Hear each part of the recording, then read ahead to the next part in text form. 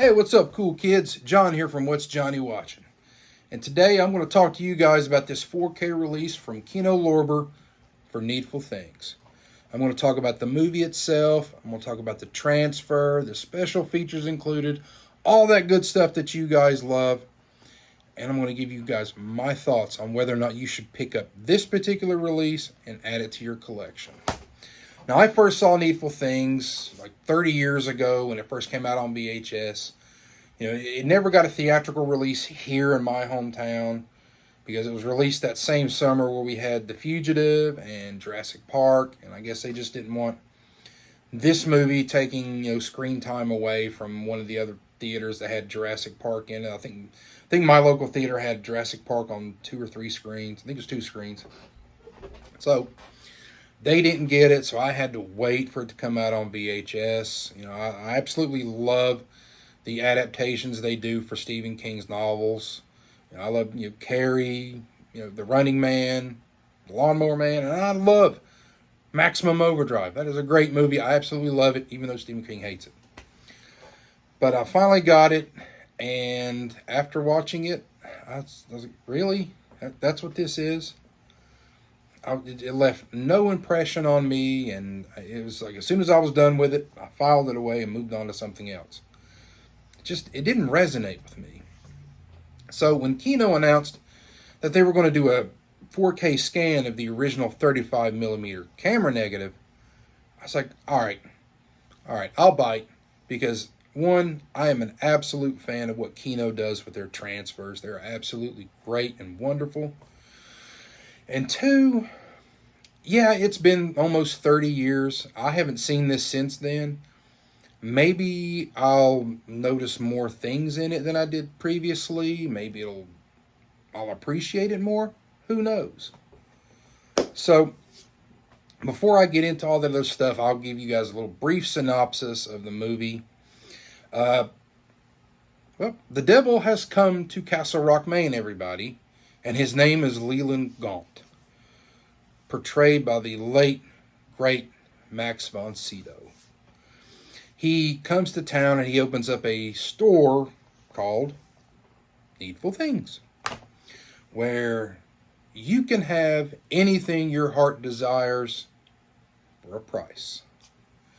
And the only person in town who has not fallen under his spell is the sheriff, Al Pangborn, played by Ed Harris. And if you know Ed Harris, you've seen his work, he brings an intensity to a role that rivals no one. Well, maybe Al Pacino. And what unfolds is you see this town essentially turn on each other while Leland Gaunt is just sitting in the back, just smiling. Like, this is what I've created. I am loving absolutely every bit of this. He loves it. And Max gives a great performance as the devil himself. Yeah, I think, personally, I like his portrayal of the devil over Al Pacino's.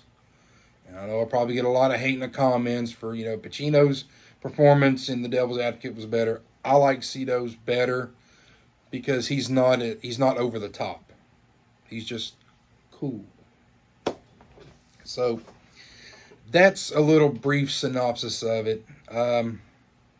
My thoughts on the film after having watched it again.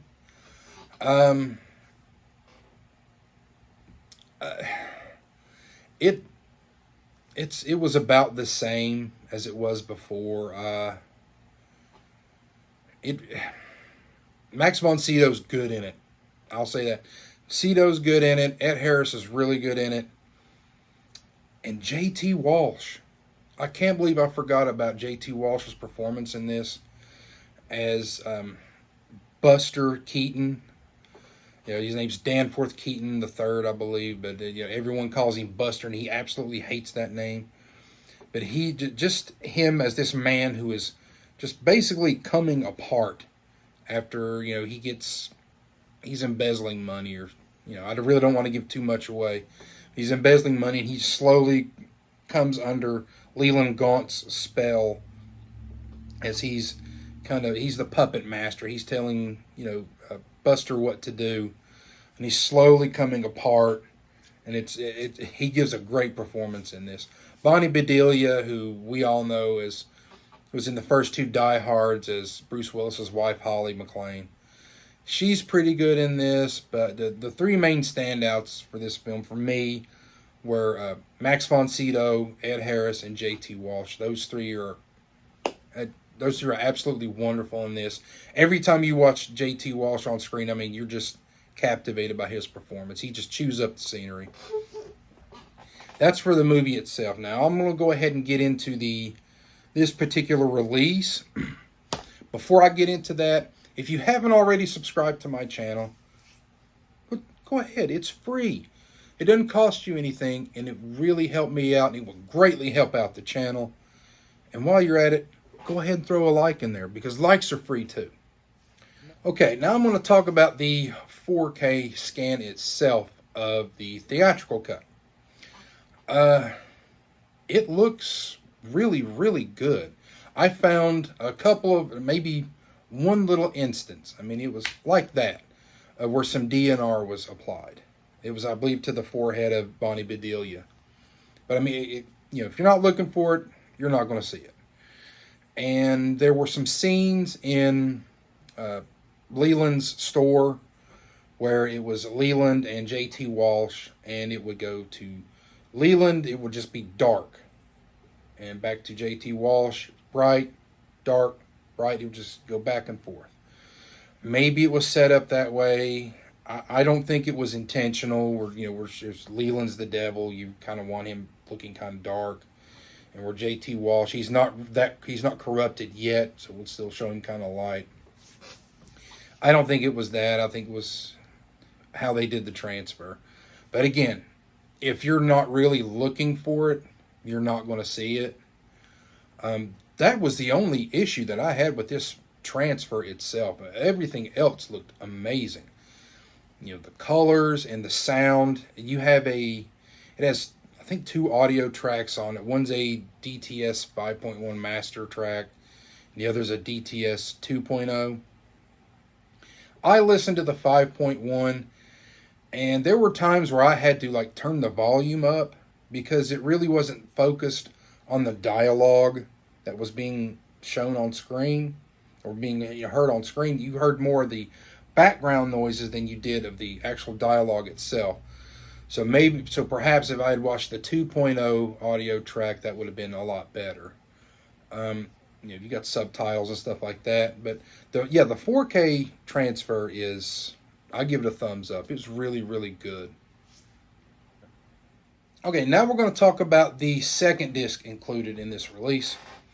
And it's not a 4K, even though I wish it was a 4K disc. But it's a Blu-ray, and it's got the 191-minute TV cut of Needful Things. You also get around a 20-minute interview with the screenwriter, W.D. Richter, and it's called The Devil's in the Details. And he talks about, trying to condense, a 500-page novel into a shooting script. Talks about, how he interacted with the studio and whatnot. But he really wasn't, on set for filming or anything like that. So just a nice little interview. It's not the best. I mean, I enjoyed it. And then you also get 3 theatrical trailers. You get one of Needful Things, Cujo, and I believe Misery. But the best thing about this disc is it's the TV cut. Now, I sat down yesterday and I watched the 4K of the theatrical release and the Blu-ray of the TV cut. The TV cut is by far better than the theatrical cut. Now, a lot of you would say, well, why would a TV cut be better? I mean, they cut stuff out. No, not in this one. In regards to story. Now, they did cut most of the profanity out because, it was aired for TV. It was modified for TV. But you really don't miss it. This adds more to the overall story. It flows better. If you've seen the theatrical cut, at least for me, I noticed, I mean, there were plot holes. Like at the very end, when Sheriff Pangborn's in the center of the city, he's talking to the citizens. He's asking them, well, what did he do for you? What did he do for you? What did he do for you? And you're like, well, this wasn't addressed. Well, in the TV cut, it is, because they actually show it. It expands the story. Yes, it's a little bit, it does drag on a little bit, but you're given all of this backstory. That way, when you come to the climax at the end, you understand what Pangborn's talking about. I think this TV cut is superior to the theatrical release. And maybe had this one been released into theaters, with all the profanity and stuff, still intact, it probably would have gotten a better reception from critics, because it actually is a better movie than the theatrical release. Now, they give you a warning at the very beginning of it, where it's been upscaled to HD, so there are moments, there are a lot of them, where it looks kind of jarring, where it'll move a lot, and that's from the upscaling. They did drop out the hard profanity that's used. Like there's fucks, cocksuckers, pricks. Those are all gone. But they kept in the other profanity, which I was kind of surprised at, especially in the early 90s, that they allowed this stuff to be released on the TV. And I can't believe they actually let this one get by the censors. But there's a scene in Leland's shop. He's talking to the Reverend, and he's asking the Reverend like what he desires. And he goes over towards a painting, and you see this little art sculpture that's hanging down from the ceiling, and it's of a phallic nature. There's no mistaking it. You see it clear as day on the theatrical cut, and you see it clear as day on the TV cut. I have no idea how this got past the censors back then. You know exactly what that is. There's no mistaking it. How that got past the censors, I'll have no idea. But I absolutely love this version of the film as opposed when I compare it to the theatrical cut. This one's way better. Okay, final thoughts. After watching this for the theatrical cut for the second time, it was the same as I had before. But after watching the TV cut, it made me appreciate the movie more, and I liked it even more. I wish Kino had the ability, I don't know if they really did or not, but it would have been nice if they would have given the 4K treatment to the TV cut, because the TV cut is a better overall movie. You see more of the backstory of the townspeople and the effect that Leland has on them. I love the TV cut now more than I do the theatrical cut. So that's all I got. Would I recommend you guys picking this up? If you're a Stephen King fan, yes. If you're a Kino Lorber fan, yes. 4K fan, yes, obviously. For those of you who are on the fence, yes, but I would skip the 4K theatrical release of it. I would just watch the TV cut. If the profanity is that big of a deal to you, then yeah, just watch the theatrical cut. But if profanity being omitted doesn't bother you, then I would watch the TV cut over the theatrical cut any day of the week. It is way better, in my opinion. I'm going to go on Letterboxd now and redo my review on that after watching the TV cut. So, let me know down on the comments section below if you've picked up this title and what you think about it, or if you're on the fence about picking it up. Just let me know down in the comment section below. Don't forget to hit like and subscribe. And, oh yeah, what are you going to watch today?